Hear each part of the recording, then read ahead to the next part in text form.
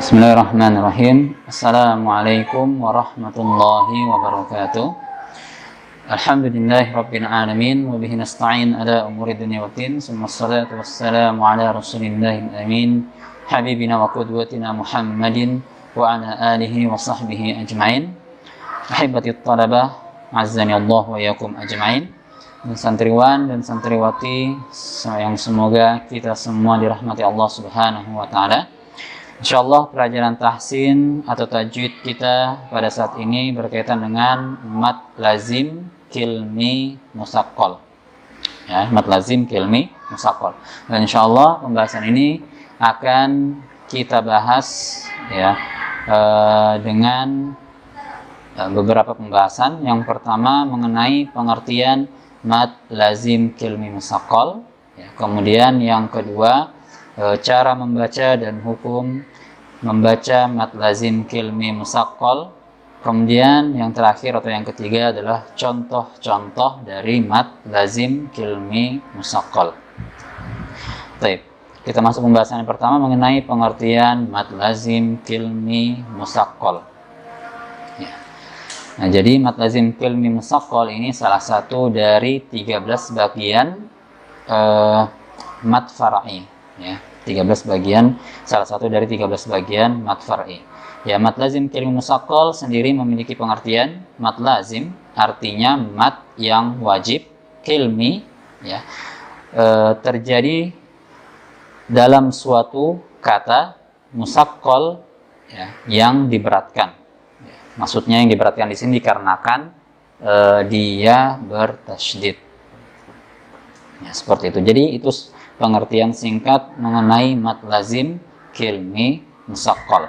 Mengenai hukum, pembahasan yang kedua mengenai hukum bacaan atau cara membaca mad lazim kilmi musaqqal, maka ya, mad ini harus dibaca 3 alif atau 6 harokat.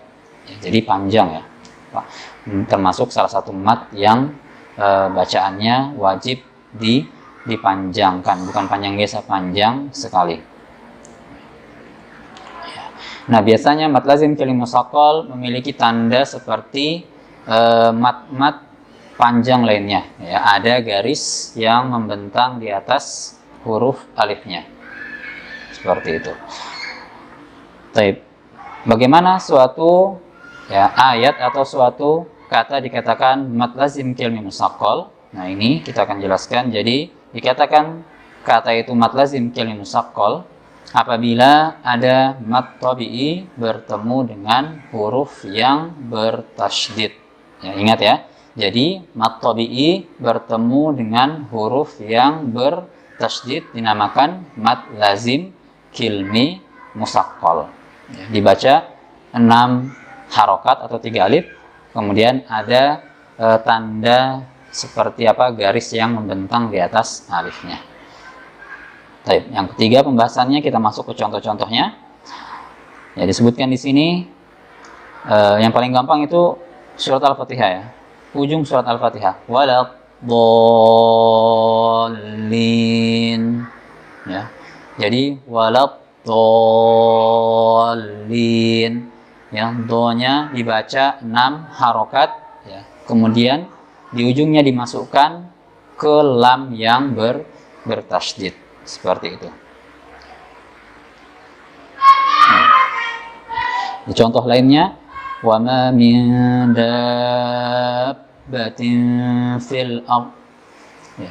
Wa ma min dabbatin. Jadi dab ketika sudah sampai 6 harokat, dab masuk ke huruf ba, ya ditasydidkan. Dabbatin ya, seperti itu.